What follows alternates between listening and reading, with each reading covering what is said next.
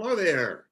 Welcome to our 5th episode of Virtual Poetry Cafe, courtesy of Martha's Vineyard Playhouse.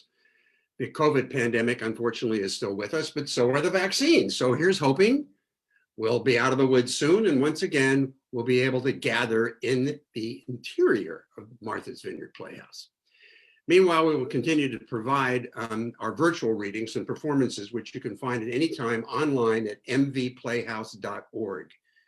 Please tell your friends, especially those suffering from inspiration withdrawal and desiring some art and entertainment offerings on the home screens. Winter marches on. In fact, it's already March, and spring may be coming shortly, masked and socially distanced, of course, or we can have our typical New England climate, January, February, March, June. So sit back, relax, and have some poetry. Once again, I'm Arnie Resiman, your host, and today we have 3 more poets for you: Susan Puciul, Ann Lees, and Georgia Morris. Each will read a few poems, and then I'll conclude our brief festivities with 3 of my own. And then you can think about the words and the ideas you just heard in the quiet of your own mind over a cup of tea or a glass of wine. Readings by today's poets will also be available all winter on our website. Again, mvplayhouse.org. That's after our 5 p.m. premiere right now.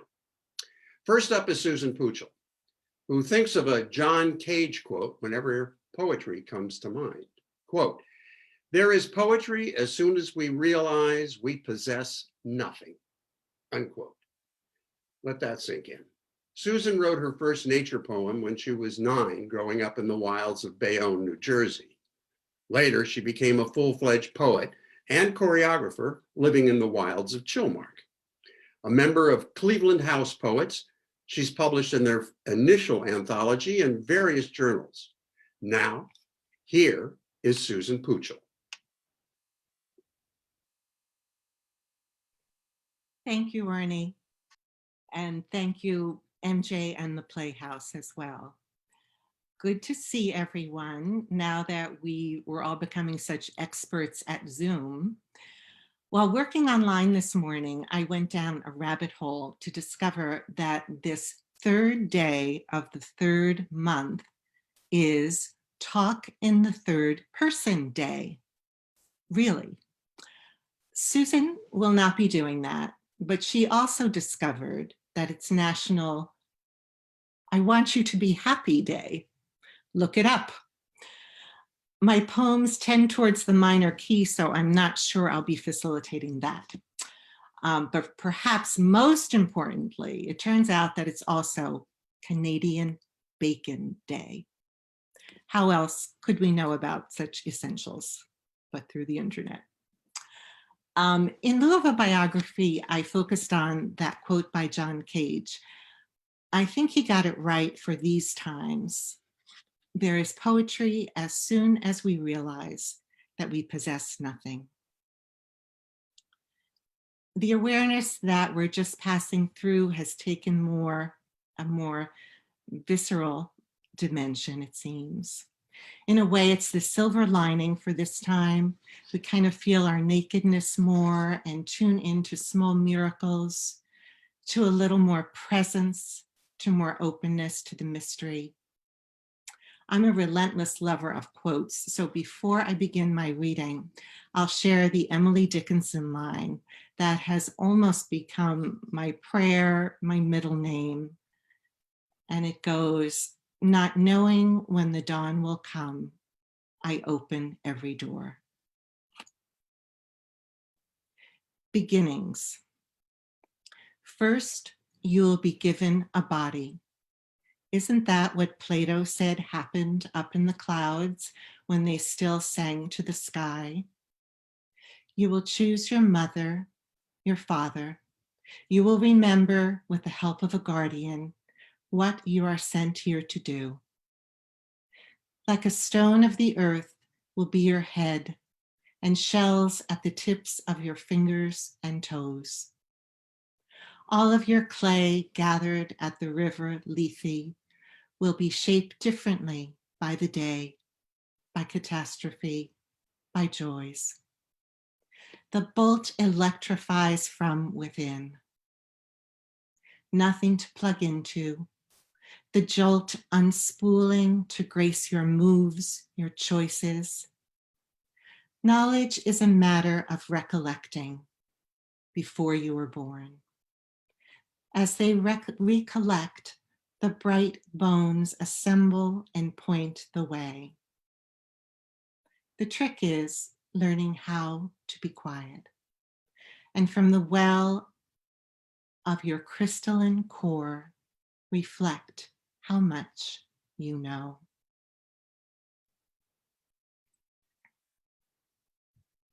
Dave of Tahunga. Took 3 days to pack up Dave's shoes. Everyone there is a different kind of crazy, the new owner said. Place full of squatters, junkies, rats. Black cord of a turquoise bolo choked the life up through his eyes, tripping the sheen of their otherworldly blue, sizzling the light-shot dust of what had been the old ballroom. Dave lived in this vast and crumbling building, stuccoed a shade of Pepto-Bismol, known as Big Pink on the western fringe of LA, territory known as Tahunga. Had the grace of a Southern gentleman, always dressed to the nines, called himself an antiques dealer. Each shoe had a story to tell as he packed up his hoarder's life of 20 years, loved many a man in his time. I remember when Troy gave me these gorgeous red velvet slip-ons. Was that Christmas with the dusting of snow like an angel swept through town. These boots got grip. Took them off an old hobo down by his campfire. First time I jumped a train. And these wingtips saved him up for when I go to the fancy shows in Beverly Hills, New York, London. Plan now was to live with his sister in the family place in Georgia.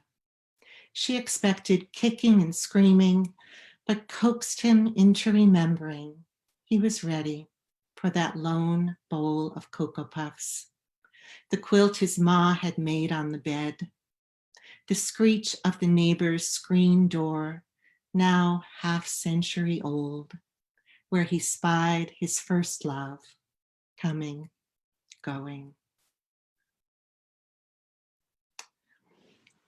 In a few days, it will be a designated day we can really get behind, International Women's Day. My last poem, which I wrote 10 years ago, is in honor of my dear friend and mother-in-law, whose 10th anniversary we recently noted. Helen's Hands. Just a Bible at rest on the parlor shelf of the bare farm. Your dad in bed, but always sugar to be spun. And there were lovely hens clucking their prescient babes, and wind in the black cherry trees. We know you walked long miles on winter prairie to the schoolhouse. We know you laid on summer earth soaked by stars. We know you were served 2 ears of corn and called it dinner. Years on, your words illumined city stages, stemmed as they were in a Midwest farm. To speak clearly was a virtue, shaping words in your mouth, precise as an egg, mysterious as a moth. We know you took long breaths. You had this gesture of both hands to heart, swept down along your torso, out into the world. What quiet waves you made. You spun such radiance, and then you went where no one knows. 4 days in this rich bed, wrestling dark matter in the deep wood, almost in reach of bright pastures. I listen for the echo of your telling in that sturdy, cultivated voice. At the end, your bare hands, empty, ready, willing, were your only speech. Thank you. Wow. Thank you, Susan. That was wonderful. Hope to see you soon. Next up is Ann Lees, who also makes her home in Chilmark, at least when she's not in Brookline, Massachusetts. A retired research physician, she too has published in various journals. And in 2012, Antrim House released her chapbook entitled Night Spirit. Since the poems she chose for this program are short, she'll be reading 4 of them. And so here is Ann Lees. Thank you, Arnie. I don't have a long introduction other than to say that even when it isn't obvious, a lot of my poems have the spirit of the vineyard hidden away inside them somewhere. The first poem I'm going to read is from the 2012 chapbook, and it's pretty obviously vineyard oriented.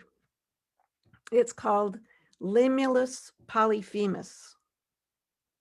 Limulus, diminutive of limus, Latin for sidelong, and Polyphemus, Greek name for the one-eyed giant cyclops. Euphonious but misleading names for the humble horseshoe crab. No crab at all, but spider's 10-pound, 2-foot-long arthropod cousin. Not sidelong, but straight-ahead legs. Long legs, short legs, artfully claw-tipped legs. Even swimming legs and breathing gills combined into one. Not one eye, but 10 eyes, complex eyes, simple eyes, even eyes in that long, thin tail that signal when the spring moon is full and it's time to seek a mate. Dauntless dweller of tidal flat and the shallow ocean floor, who first saw the light of day 400 million years ago. How can a beach walker pass your empty, sand-blasted shell without stopping to pay homage to such invertebrate tenacity?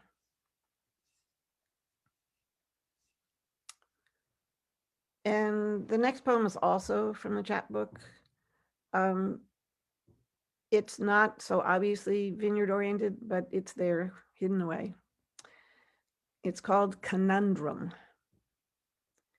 We fill the pill holder of our lives every week, and every week we empty it one more time.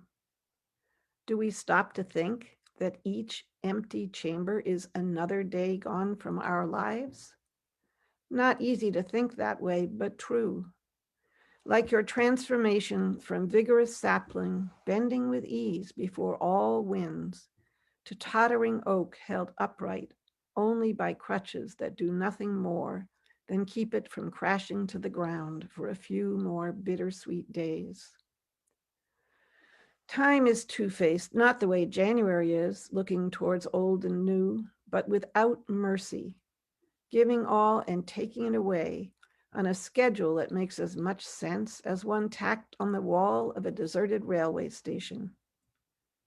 When storm winds sweep you from sight, it will be as hard as walking on a bed of nails to say, goodbye, I'll miss you, and to be reminded that someday they will take me too. Yet, without time, there would be no sunrise to bring hope to us who are afraid of the alien dark. No sunset to light our hearts with fire. So, tackle time with courage. The only way to escape death is to avoid conception.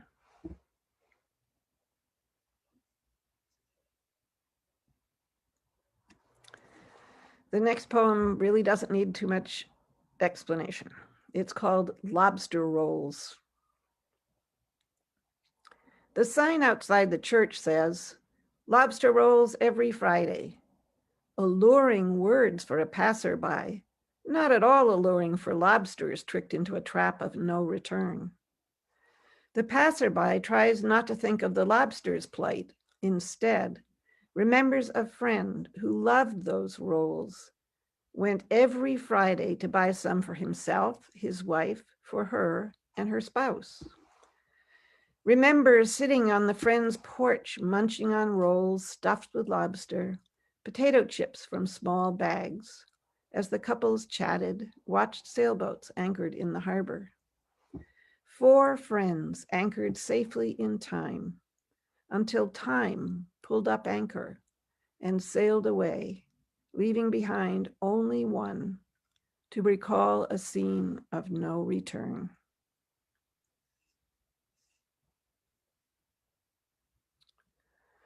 And my last poem was published in the fall 2018 issue of the Muddy River Poetry Review, which is an online poetry journal. Sonnet for a Sailboat. My body is a boat that sails upon a complicated sea, with a cargo of my thoughts and words and actions, and my interactions with all the other boats on that crowded sea. Some see my boat as old, hull repainted many times, sail a patchwork quilt. For me, it is a vessel that has survived many storms and still transports me carefully past lurking reefs and shoals. Thank you. And thank you, Anne. Next up, we have Georgia Morris. She's been writing poetry forever, while workshopping plays in New York and here at the Playhouse, while raising kids in Tisbury, writing a novel, and also writing documentaries with her production company partner, husband Lynn Morris. Poetry has been her secret garden. She says, nourishing all her lives. So here is Georgia Morris.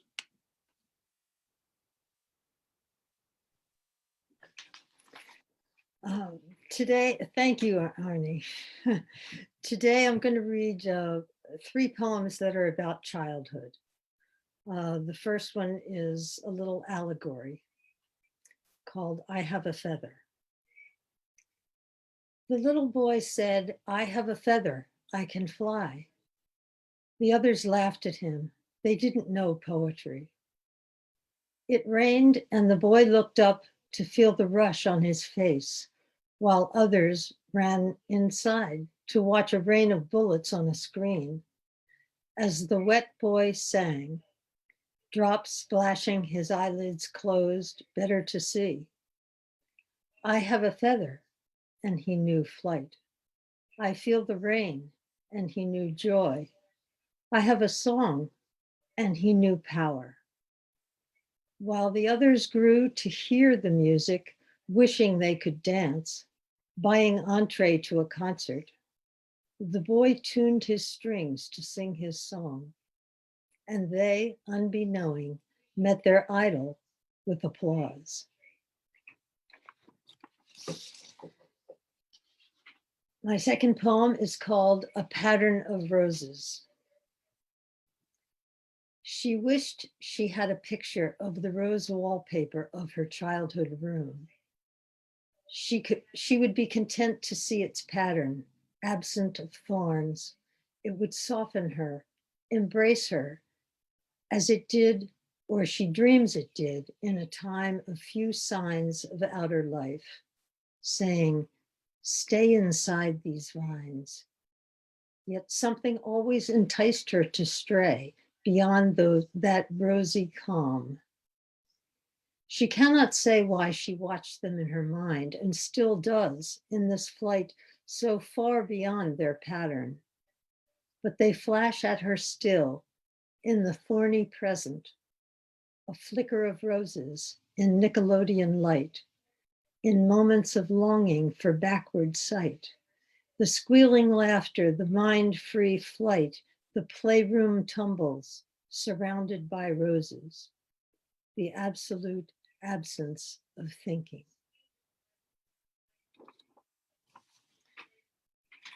And my last poem is called Patricia. And it's a poem about a childhood incident, an indelible kind of childhood incident that we really have as we look back on our childhood, only a certain number of really indelible ones. This is called Patricia. At 7 years, growing up on another island, I had 2 lives.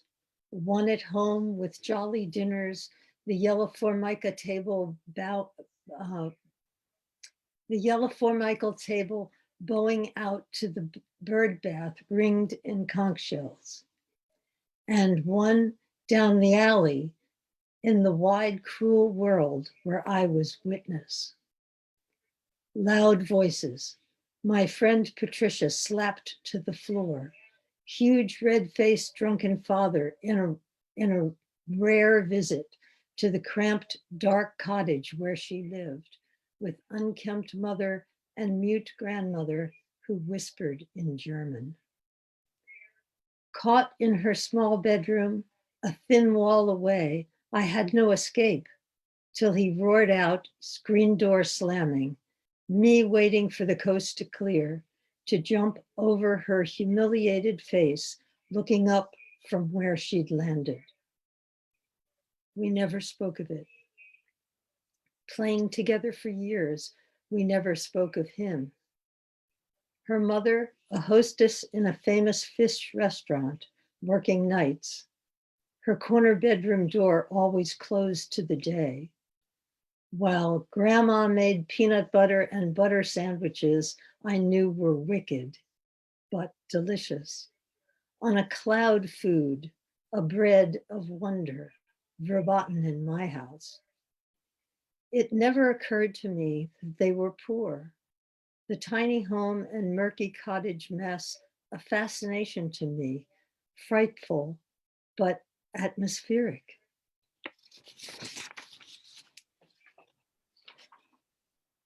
From her room, overwhelmed with toys, I could climb out the one window from her doll swallowed bed, and drop 5 feet to the empty lot behind, an old wood plank hotel with cells for rooms for a cheap seashore stay, where I would break in winters with the neighborhood gang to run the halls like banshees, Patricia not invited. Often landing from her window, it was getting dark, but I could outrun cold balls of mercury chilling down my spine. I ran 5 minutes to the nice end of the block, to my house and yellow tabled dinner.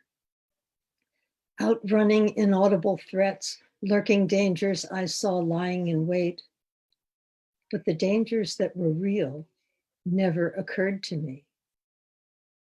And last year, on an uncommon visit, my house was gone, replaced by a condo, and her cottage, an adorable Airbnb, though she, for many years, has been no longer with us.